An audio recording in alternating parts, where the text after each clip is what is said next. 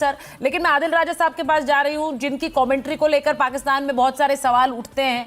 आदिल राजा साहब खरी खरी सुनाते हैं कई बार। राजा साहब जरा बताइए पाकिस्तान के रोल को लेकर क्या कहा, कैसे आप इसे देखते हैं, खासकर इस पर्सपेक्टिव में कि डोनाल्ड ट्रंप के लिए नोबेल पीस मांगते मांगते अब आसिम मुनीर साहब अपने लिए ही मांग रहे हैं नोबेल पीस प्राइज। देखिए, बात हकीकत यह है कि पाकिस्तान का जो रोल है वो एक वेन्यू पाकिस्तान ने प्रोवाइड किया है। जिस तरह आइसलैंड ने वेन्यू प्रोवाइड किया था यूएसए और यूएसएसआर की नेगोशिएशंस के लिए, जब पूरी की पूरी दुनिया जो है वो Armageddon type, end of the world type scenario cold war के दरमियान पेश कर रही थी। लेकिन उसकी वजह से कोई ये रीड्राइंग ऑफ ग्लोबल मैप तो नहीं है। लेकिन मसला पाकिस्तान का ये है कि एक तो इसमें कोई शक नहीं है कि पाकिस्तान की जो डिप्लोमेटिक कोर है, जो पाकिस्तान के डिप्लोमेट्स हैं, ये उनकी जो है काविश है, उनका क्रेडिट है। और ये वो जो दरमियान में दोनों साइडों से वो बातचीत कर रहे हैं। हमारा जो पाकिस्तान का एम्बेसी है वॉशिंगटन डीसी के अंदर, क्योंकि ईरान की वहाँ पे एम्बेसी नहीं है, तो वहाँ पे एक ईरानियन इंटरेस्ट ऑफिस हमेशा मौजूद रहता है, जिसकी वजह से ईरान के साथ एक राब्ता मुसलसल रहता है हमेशा। पाकिस्तान का अमेरिका, पाकिस्तान वो किरदार, पाकिस्तान के जो फॉरेन ऑफिस है वो अमेरिका और ईरान के दरमियान ब्रिज का किरदार तो ऑफिशियली बड़े अरसे से अदा कर रहा है, और उसी के ऊपर कैपिटलाइज करके ये काम किया जा रहा है। लेकिन ये क्रेडिट पाकिस्तान के फॉरेन ऑफिस का, अफसोस के साथ के फॉरेन ऑफिस को भी ओवरटेक जो है वो सुपरसीड पाकिस्तान का हेडक्वार्टर आईएसआई करता है। लेकिन वो एक और डिबेट है, डिफरेंट डिबेट है। आपका जो क्वेश्चन है, देखें, ये एक बड़ा सीरियस इशू है। हिंदुस्तान और पाकिस्तान दोनों को ये पीस चाहिए, बिकॉज हमारी और आपकी जो अवाम है, जनता है, उसकी जो day to day bread and butter है, जो जिंदगी है, रोटी कपड़ा और मकान, इससे इंपैक्ट कर रही है, पूरी दुनिया की इंपैक्ट कर रही है। सही बात। लेकिन एक इशू है, एक इशू ये मानना होगा कि क्योंकि पाकिस्तान की जो मौजूदा रजीम है, जो कि इलेक्टेड रजीम नहीं है, उसको जाहिर बात है कि लेजिटिमेसी नहीं है, उसके पास लेजिटिमेसी नहीं है। लेजिटिमेसी इस तरह की जो शोबदाबाजी ही है, और इसको जाहिर बात है कि पाकिस्तान का जो इंटर सर्विसेज पब्लिक रिलेशन का इंफॉर्मेशन ऑपरेशन बहुत ज्यादा, जिस तरह जनरल साहब कह रहे थे, बढ़ा चढ़ा के पेश कर रहा है, बिल्कुल कर रहा है, क्योंकि उनको भाई मौका मिल गया है और वो उस मौके से पूरा फायदा उठाना चाहते हैं। तो बेशक वो उठाते रहे, लेकिन credit goes to the Pakistan foreign office. ये देखिए, आपने बड़ी बात कही है, क्योंकि पाकिस्तान के जो डिप्लोमेटिक मिशन हैं, आप कह रहे हैं अलग अलग देशों में और खासकर वॉशिंगटन डीसी में, वो लगातार है, और उनमें से एक है इजराइल की पोजीशनिंग। सर, तो आदिल राजा साहब, मैं आपसे पूछूंगी, इजराइल की पोजीशनिंग ऐसी है कि उस पर ईरान तो बोल ही रहा है, उससे ज्यादा पाकिस्तान बोल रहा है।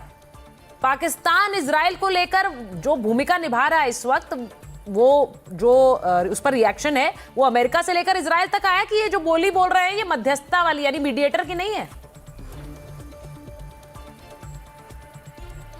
बात जरा समझनी है। देखें, क्योंकि ये सारी चीजें आपस में कनेक्टेड हैं। आपके जो इस्लामाबाद में रिपोर्टर हैं, उन्होंने बताया कि जो आपने विजुअल्स दिखवाए जेडी वैंस की मुलाकात वाइस प्रेसिडेंट की, पाकिस्तान का जो ज़बरदस्ती काबिज़ वज़ीर आज़म बिठाया हुआ है, जिसको हम लोग तो कहते हैं कि असल रूल तो आसिम मुनीर के पास है, वो भी मीटिंग में मौजूद है। वो प्रेसिडेंसी के अंदर हो रही है, प्रेसिडेंट हाउस के अंदर हो रही है। प्राइम मिनिस्टर ऑफिस और रेजिडेंस के बिल्कुल साथ ही जुड़ी हुई है प्रेसिडेंसी, प्रेसिडेंट हाउस। और प्रेसिडेंट पाकिस्तान के आसिफ अली जरदारी, जो सीन पे सिरे से कहीं पे नजर ही नहीं आ रहे, क्योंकि हमारी इतलात के मुताबिक उनको कराची भिजवा दिया गया है, उनको सीन से हटा दिया गया है। क्यों, ये आपने समझना है। पाकिस्तान जिस तरह ईरान के इंटरेस्ट रिप्रेजेंट अमेरिका में करता है, इसी तरह जो इजराइल के इंटरेस्ट हैं पाकिस्तान में, वो यूएई करता है, यूनाइटेड अरब अमीरात्स। और यूनाइटेड अरब अमीरात्स और इजराइल का एक स्ट्रेटेजिक अलायंस है। और हाल ही में यूनाइटेड अरब अमीरात्स ने अपने जो पाकिस्तान, आपको पता है, एक लोन से दूसरे लोन, एक बेल आउट से दूसरे बेल आउट के ऊपर उसका गुजारा है, क्योंकि पाकिस्तान की मौजूदा रजीम ने पाकिस्तान की इकोनॉमी का बेड़ा गर्क कर दिया है। तो यूएई ने पाकिस्तान के जो जाहिर बात है, ये स्ट्रेटेजिक अलाइनमेंट जो आप इसराइल और पाकिस्तान का जो झगड़ा कह रही हैं, उसी चक्कर में यूएई ने कहा कि या तो आप ईरान के साथ जाके जो है वो लड़ो, या फिर आप जो है हमारा पैसा वापस करो।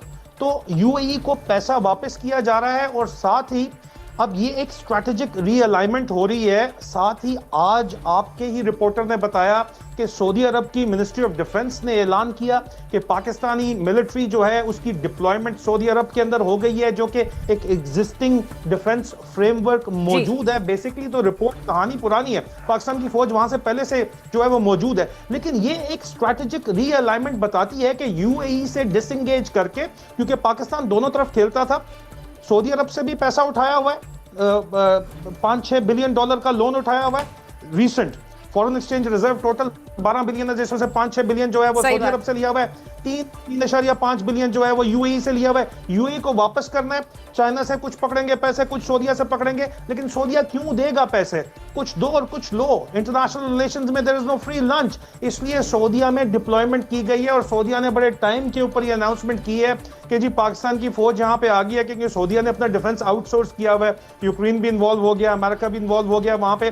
तो यहाँ पे इजराइल और पाकिस्तान का जो आपस में असल में डायरेक्ट तो कोई डिप्लोमेटिक रिलेशन नहीं है, असल में तो यूएई और यहाँ पे यूएई अपना जो प्रेसिडेंट आसिफ अली जरदारी को अब क्यों निकाला गया है और प्रेसिडेंसी में ये क्यों नेगोशिएशन हो रही है? डायनामिक्स जो पाकिस्तान की पॉलिटिकल डायनामिक्स भी है राजा साहब, आप बिल्कुल सही कह रहे हैं, वो बहुत कॉम्प्लिकेटेड है, वो बहुत आसान और सिंपल नहीं है। मैं आ रही हूँ, एक तस्वीर दिखा रही हूँ, फिर आती हूँ राजा साहब आपके पास। एक तस्वीर है पाकिस्तानी प्रधानमंत्री से ईरानी दल के मुलाकात की, तस्वीरें सामने आई हैं। ईरानी संसद के जो स्पीकर हैं गालिबाफ, उनके नेतृत्व में ये दल ने मुलाकात की। ईरानी दल के बाद जेडी वांस के नेतृत्व वाले अमेरिकी डेलीगेशन से शहबाज शरीफ ने मुलाकात की। तो गालिबाफ के साथ जो ईरानी संसद के स्पीकर हैं, उनके साथ शहबाज शरीफ की ये तस्वीर आप देख रहे हैं। और ये पूरा जो ईरानी प्रतिनिधि मंडल है वो बैठा हुआ है, शहबाज शरीफ के साथ उनका पाकिस्तानी प्रतिनिधि मंडल है, और इन दोनों ही नेताओं के साथ मुलाकात हुई है।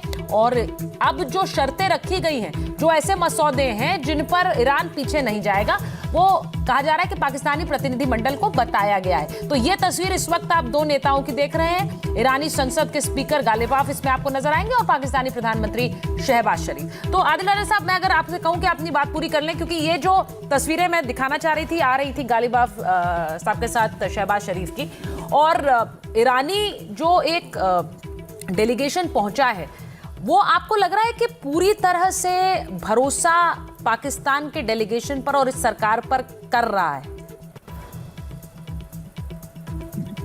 भारत ने कंफर्म कर दिया कि आपके विजुअल पाकिस्तान के प्रेसिडेंट हाउस के हैं, लेकिन पाकिस्तान का प्रेसिडेंसी के अंदर प्रेसिडेंट गायब है, क्योंकि वो यूएई के इंटरेस्ट को रिप्रेजेंट करता है। उनकी प्रॉपर्टीज हैं बहुत ज्यादा यूएई के अंदर, अलेजेडली उनको लिवरेज के तौर के ऊपर यूज किया जाता है, लेकिन उनको सीन से गायब कर दिया गया है। मतलब इजराइल के इंटरेस्ट को सीन से गायब किया गया है। एक तरफ तो ये क्लियर कर लीजिए। दूसरा आपका सवाल है कि क्या ईरान पाकिस्तान के ऊपर एतबार करता है? ईरान और पाकिस्तान के ट्रेडिशनल ताल्लुकात बहुत ज्यादा पुराने हैं। इस वक्त भी ट्रेड भी है, रिलीजियस भी बहुत ज्यादा इन्फ्लुएंस है ईरान का पाकिस्तान के अंदर, पावर कॉरिडोर्स के अंदर ईरान का बहुत ज्यादा इन्फ्लुएंस है। लेकिन ईरान ने यहाँ पे पाकिस्तान आने से पहले मुसलसल जो स्ट्रैटेजिक मैसेजिंग की है गालिबाफ साहब ने, और ईरान की तरफ से जो मैसेजिंग हुई है, वो वाजे करती है कि ईरान पाकिस्तान की आवाम पे, जनता के ऊपर तो एतबार करता है, लेकिन पाकिस्तान की मौजूदा रजीम के ऊपर एतबार नहीं करता। और नेगोशिएशंस, ये सीज फायर को एक्सटेंड करना, मेरा ख्याल है जनरल साहब जो बात कर रहे हैं कि फेल हो जाएगी, सर मेरे ख्याल में ये सीज फायर एक्सटेंड करेंगे। ईरान भी टाइम गेम कर रहा है और रीबिल्ड कर सके, ताकि, क्योंकि चाइना उनको एयर डिफेंस सिस्टम भी बड़ी तेजी के साथ, आज न्यूयॉर्क टाइम की रिपोर्ट है कि चाइना जो है वो उनको एयर डिफेंस सिस्टम प्रोवाइड कर रहा है। तो वो टाइम गेन करके सीज फायर को एक्सटेंड कर रहे हैं। और स्ट्रेट ऑफ हॉर्मस खोलना इतना आसान काम नहीं है, क्योंकि नहीं। तो आदिल राजा साहब, आपको क्या लग रहा है कि यहाँ से जो टेक अवे होगा वो सीज फायर ही